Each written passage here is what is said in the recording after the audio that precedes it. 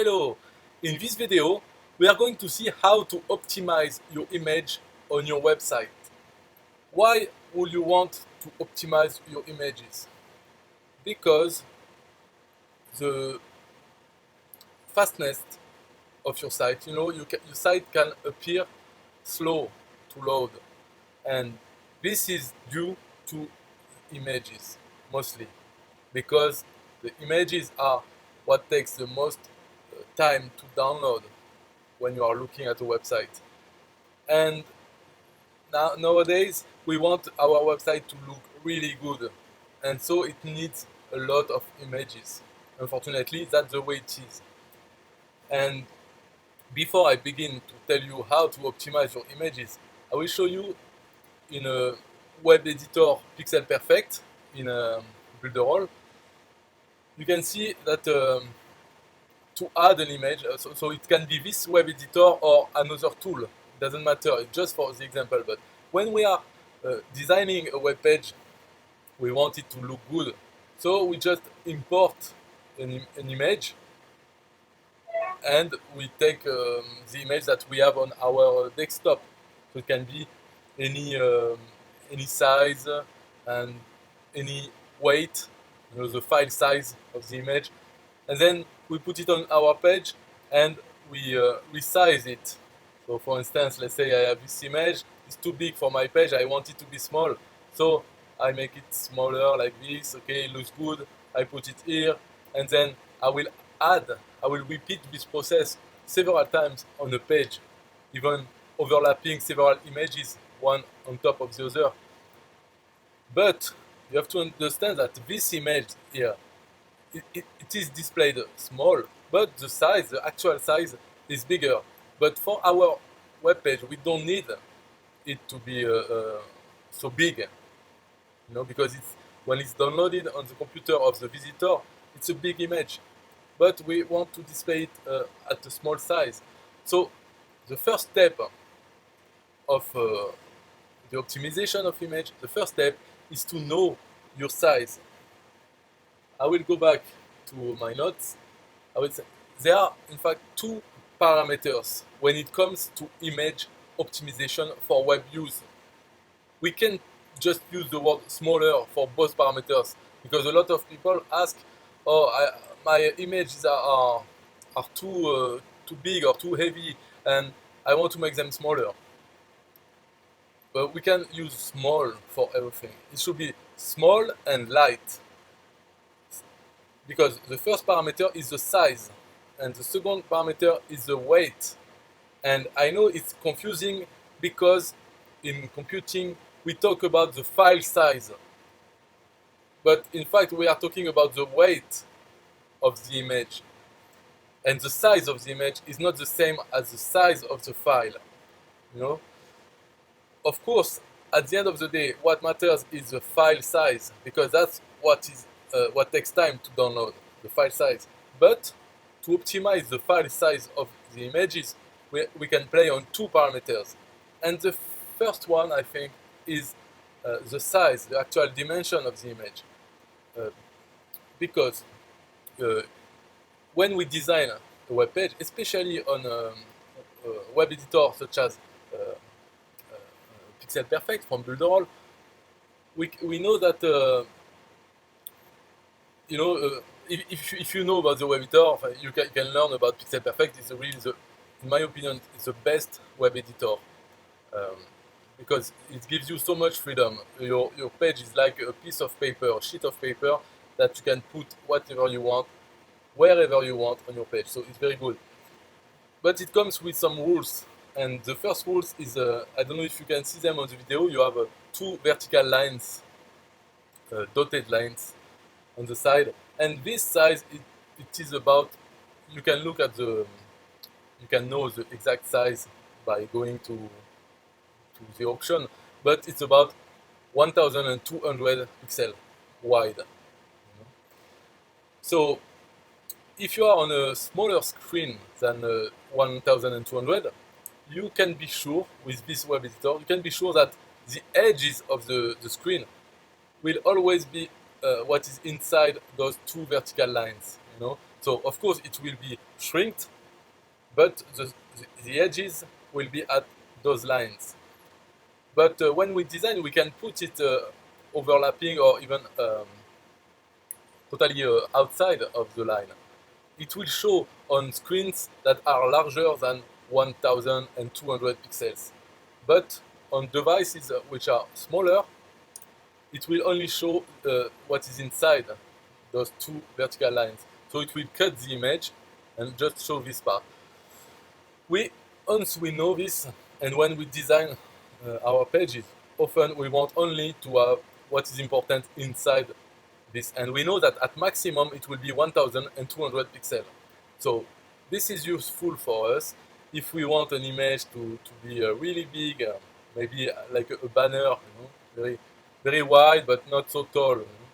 And we know that we don't need an image uh, wider than 1200 pixels. We don't need it because this will be the size we want. Okay. So, for instance, if you import an image from your smartphone, and you have to know those things like what is the size of the image, what is it exactly, and then you want to resize it in a image editor. I will just keep on reading, to keep this video short, but try to remember with the size of the image, and then only after the weight. What one thing I would like to say is that don't overthink it. When you are designing your website, you can use big images, no need for optimization of anything. You design, you get the result you want, and then if you want to optimize it, then it will be time to take the images one by one and look at what you have and optimize them and then re-import them.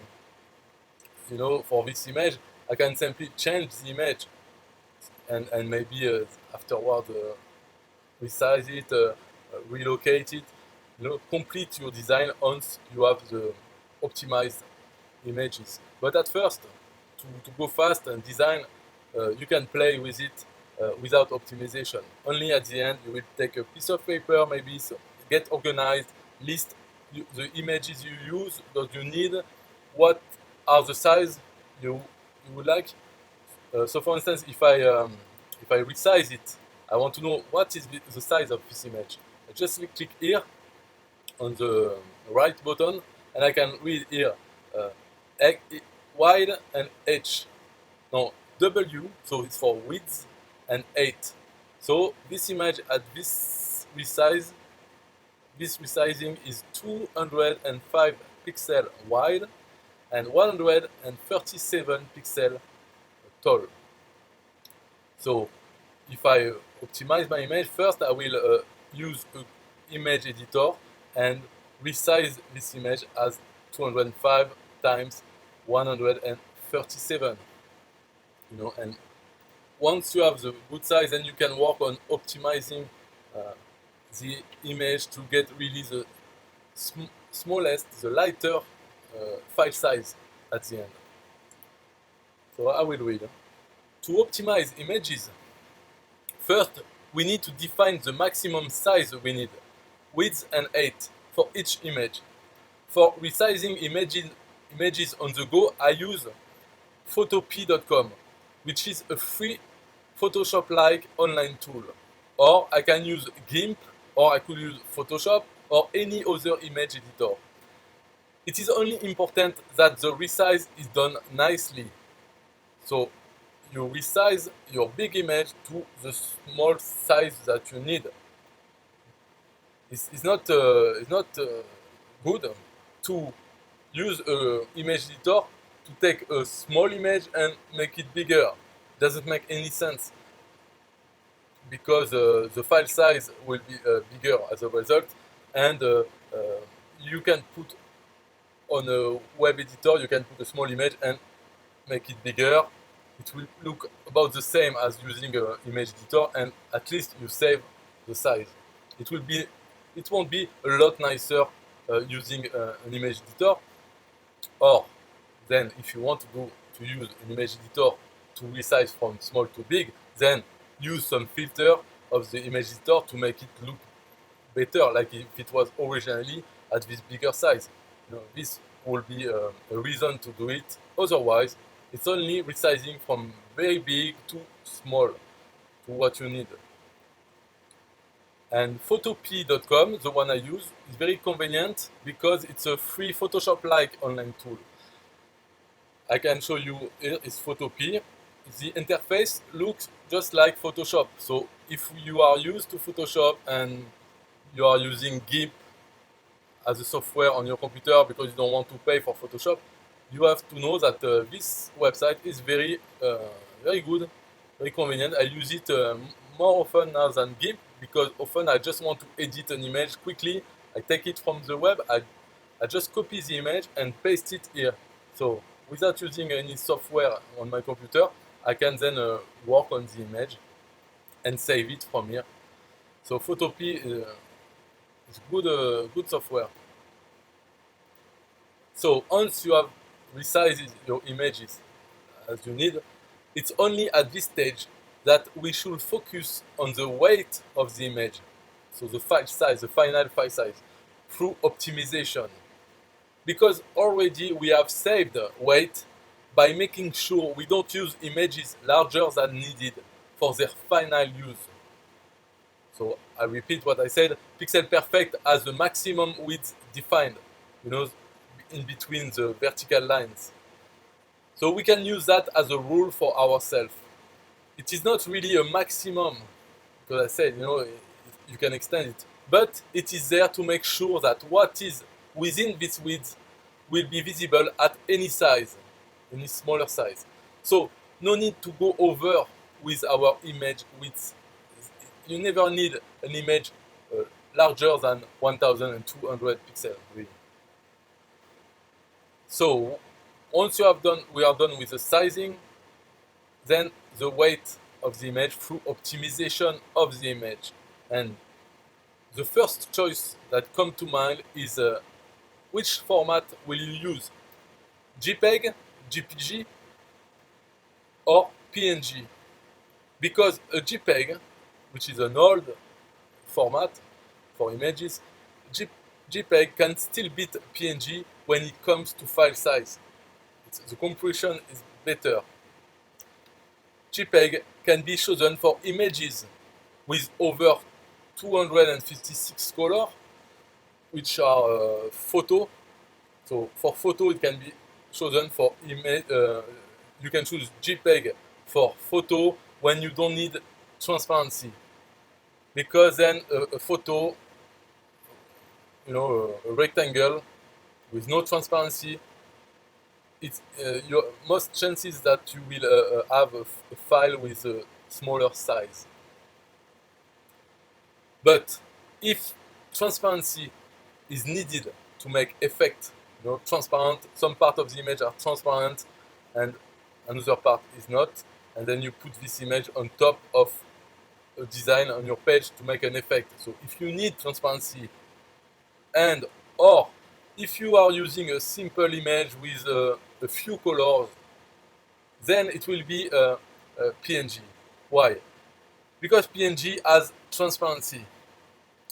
And PNG also have the choice between using only 8 bits, so it means using only less than 256 colors or more. And the file size, if you use less than 256 colors, the file size will be small, even smaller than if you use a JPEG. So that's why. If you need transparency, then for sure it will be PNG. PNG 8-bit or 24-bit. And then you have to know the image. Is it a simple cartoon using less than 256 colors?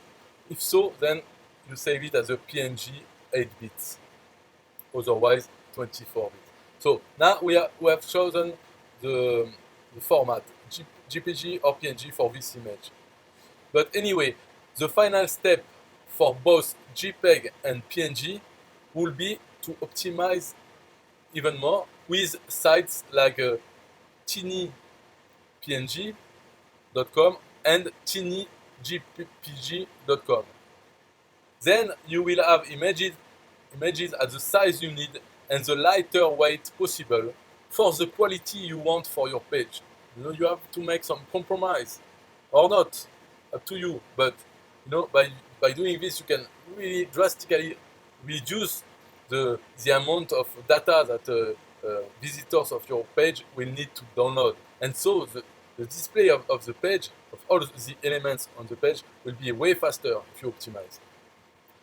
Now, to conclude this video, I would like to give you some useful sites. So photopea.com, I talked about before. It's an image editor online, very useful, very powerful also, and based on a Photoshop interface. So very handy for those who know Photoshop. Then you have tinypng.com and tinygpeg.com. And then, as a bonus, I give you two more. One is scoosh.app and easygif.com. Scoosh.app is a tool that allows you to modify, to take an image and modify its size and its weight. So to resize it and then to optimize the final format. Tiny PNG, Tiny JPEG, and Scoosh.app, what they do is they take an image in JPEG or PNG, which are certain file size, and they, through algorithm, they optimize it so that you don't lose quality for the eye, but it reduces a lot the file size. So that's why you should use those websites at the end of your process. Once you have resized it, and once you have chosen the format that you need, then you put them into those websites. So Scoosh.app is an app that does the resizing and optimization all in one. And EasyGIF is for animated GIFs. So it's not really the topic of this video, but I want to mention it because it's the GIF format which has animation, so animated GIF. If you go to a website and you take an animated GIF and you can optimize it with this website also, I will show you all those websites. So Photopea, I showed you before, it looks like this. Tiny PNG is like this. So you just drag and drop your images here, up to 20 images per session. So you can reload the page after, but you can put 20 images and it will process them, optimize them, and then you can download each individually or just download a zip file with all your optimized image. And it saves a lot of space without reducing the quality of the image. And then you have Tiny JPEG, so it's the same, it's from the same source, but just, in fact, those two, they are the same. Drop your PNG or JPEG file here. So the name changed, but it's the same site. You don't need to use Tiny PNG only for PNG. You can also use it for JPEG. Then you have the Scoosh.app. So here it's the same. You drag and drop your image, and then so you can take an example. Once you've put your image, you can see here the original and the optimized version, and you can edit, resize, choose the way to compress. All those things you have at the bottom. So we don't see it here at the bottom. You have the original image size, and on the right the optimized version, optimized size. So here you can see that 91% smaller, and when you drag and drop these things here, you can look on the left is the original image, on the right is the optimized image, and you can see that at the eye we can't see any difference, but the image on the right is 90% lighter than the one on the left. It will make such a big difference if we were to display this image on a website. And so we can resize everything. So let's go back to the site. So Scoosh app was this, and EasyGIF is this one. EasyGIF. You just you have at the top GIF optimizer. You can crop a animated GIF, add some text on it, and then uh, republish it where you want. So GIF optimizer, we just ask you to send an animated GIF or give the URL of the image, and then upload. And after, it's a process. You can do many things, many steps. Each time you do something here, after you have the image here, and you can redo something more and something more until you get what you want. So, for instance, for an animated GIF, to reduce the file size very easily is to drop one frame out of two. So, the animation won't be as smooth, but the file size automatically, without doing anything else, will be reduced by 2 times. So it will be 2 times smaller. So you do this, and each time it shows the optimized image. To download it, you just right click on it and save image. So once you have done all your images, then you re-import them into your web page and you save and publish, and your website, your web page will be so much faster to download. It's incredible. Bye bye.